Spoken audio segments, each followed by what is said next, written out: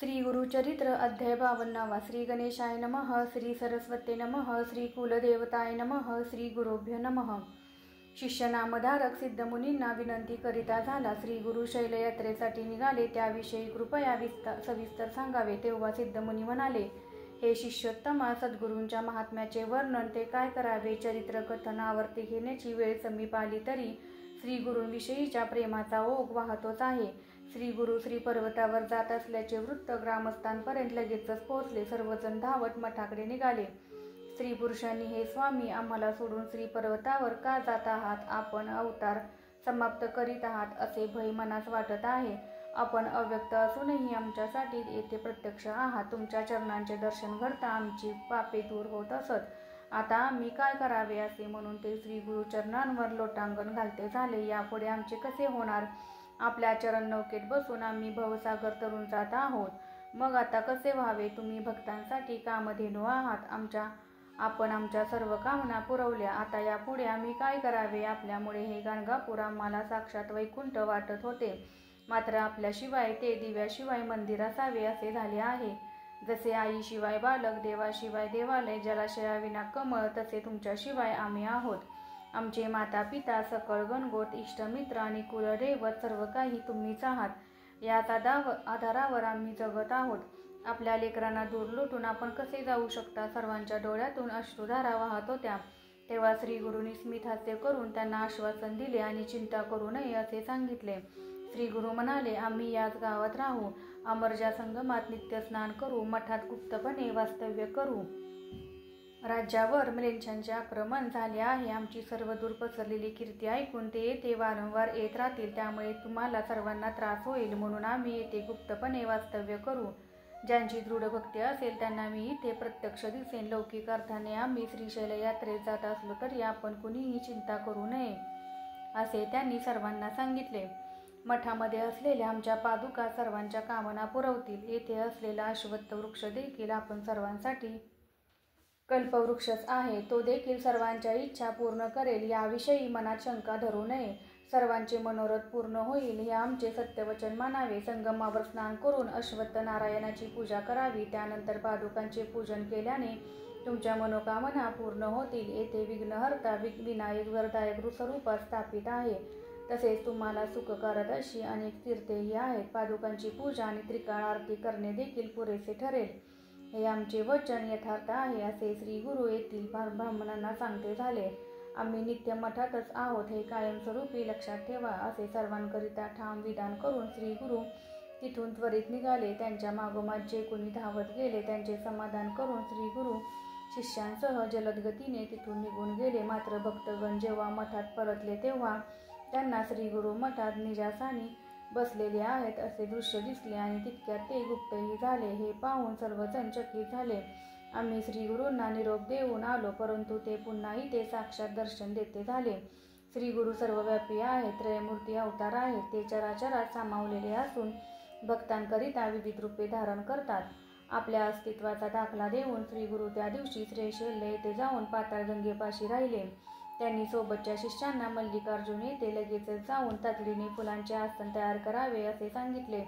तेव्हा शिष्य धावत गेले आणि त्यांनी शेवंती, बकुळा, चाफा आणि अशी बरीचशी फुले आणली. त्यातील त्यांनी फुलांचे दिव्य आसन तयार केले आणि गंगेच्या प्रवाहावर स्थापन केले.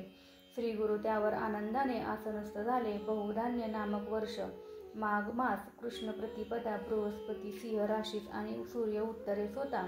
शिशिर ऋतू, कुंभ संक्रमण, सुलक्षण लग्न घटिका अशा शुभ मुहूर्तावर श्री गुरु आनंदाने प्रयाण करते झाले. पुष्पासनावर बसून प्रवाहाच्या मध्यावर पोहोचल्यानंतर श्री गुरु शिष्यांना म्हणाले, आमचा वियोग झाला म्हणून खेद मानू नये. आम्ही गाणगापुरातच पूर्वीसारखेच आहोत ही भावना मनात बाळगा. तेथे तुम्हाला माझे दर्शन घडेल. आम्ही आनंद स्थानावर जात आहोत. तेथे पोचल्याची खूण म्हणून तुमच्याकरिता प्रसाद रूपाने फुले पाठवीन. त्या फुलांना प्राणपणाने आणि भक्तिभावाने जतन करून ठेवा. त्यांचे पूजन केल्याने तुम्हास देवही प्रसन्न होतील. तसेच जे कोणी माझे चरित्र गायन करतील, प्रेमाने नामसंकीर्तन करतील ते माझ्यासाठी प्रिय असेल. जे माझ्यासमोर भक्तिभावाने रागदारीच्या स्वरूपात नित्य गायन करतील ते मला कीर्तना इतकाच आनंद देतील. जे माझे चरित्र ऐकतील किंवा वाचतील त्यांच्या घरी मी प्रेमाने वास्तव्य करेन. जे माझे चरित्र पठन करतील त्यास चारही पुरुषार्थ लाभतील. त्यांच्या घरी सर्व सिद्धी दासीप्रमाणे चाकरी करतील. त्यांना यमाचे भय राहणार नाही. त्यांना निश्चयपूर्वक लाभ होईल. तसेच ते पुत्रपौत्रांसह 8 प्रकारचे ऐश्वर्य भोगून अंतिम मोक्ष पावतील. या माझ्या वचनास जो असत्य मानेल तो नरक यातना भोगेल. तो गुरुद्रोही जन्म मरणाच्या खेपा घालीत राहील. या कारणाने माझ्या वचनांवर विश्वास ठेवल्यास उत्तम सुख प्राप्त कराल. असे शिष्यांना सांगून श्री गुरु अदृश्य झाले. तेव्हा शिष्य व्याकुळ होऊन गंगेत शोध घेऊ लागले, परंतु श्री गुरु कुठेही दिसले नाहीत. तेव्हा ते काळजी करीत तिथेच उभे राहिले. इतक्यात तिथे काही नावाडी आले आणि आम्ही श्री गुरूंना गंगेच्या पूर्व तीरावर पाहिले असे सांगितले. त्यांचा वेश संन्यासाचा होता. हाती दंड होता. तांबडे वस्त्र परिधान केले होते. चरणी सुवर्ण पादुका होत्या आणि ते अतिशय तेजस्वी होते. त्यांचे नाव नृसिंह मुनी असून त्यांनी तुमच्यासाठी आमच्याद्वारे एक निरोप पाठविला आहे. कालमानानुसार आम्ही कृती केली असली तरीही आम्ही गाणगापुरातच आहोत. तेथे आम्हाला भेटावे असे सांगण्याची सूचना दिली. आम्ही त्यांना प्रत्यक्ष पाहिले आहे. तेव्हा तुम्ही काळजी करू नये. पाण्यातून फुले येतील, ती घेऊन स्वस्थ राहावे. नावाड्याचे बोलणे ऐकून शिष्य आनंदित झाले. तो श्री गुरूंनी पाठवलेली प्रसादरूपी फुले प्रवाहातून वाहत आली. ती प्रसादरूपी फुले शिष्याने पाण्यातून काढून घेतली आणि श्री गुरूंचे चिंतन करत ते माघारी परतले. तेव्हा नामधारकाने सिद्धमुनींना विचारले, किती फुले आणली आणि श्री गुरूंचे प्रमुख शिष्य किती होते हे मला सविस्तर सांगावे. तेव्हा सिद्धमुनी नामधारकाला म्हणाले, तू शंका विचारलीस हे अतिशय योग्य झाले. तू नक्कीच समर्थ साधक होशील. श्री गुरु गाणगापुरात असताना त्यांचे अनेक शिष्य होते. त्या सर्वांविषयी मला नेमके स्मरण नाही. ज्यांनी संन्यास घेतला असे थोर संन्यासी तीर्थस्थानी गेले. त्यांच्यामध्ये बाळकृष्ण सरस्वती हे प्रमुख शिष्य होते. श्री गुरूंचे अगणित शिष्य होते. त्यातील अनेक गृहस्थाश्रमी शिष्य आपापल्या घरी नांदत आहेत. श्री जगद्गुरूंच्या समागमी सायनदेव, नरहरी, नंदी आणि मी सिद्धमुनी असे 4 शिष्य सेवेमध्ये होते. आम्ही चौघांनी श्री गुरूंची कृपा प्रसादरूपी 4ही फुले वाटून घेतली. आम्ही चौघांनी ती फुले आपापल्या मस्तकी लावली. त्यातील सिद्धमुनींकडील फूल पाहून नामधारकाला श्री गुरुप्रसादाचे दर्शन घेण्याचा आनंद प्राप्त झाला. अशा या श्री गुरुचरित्रामृताच्या 52व्या अध्यायातील सिद्ध नामधारक संवादातून श्री गुरुप्रसाद प्राप्त झाल्याचे वृत्त आले आहे.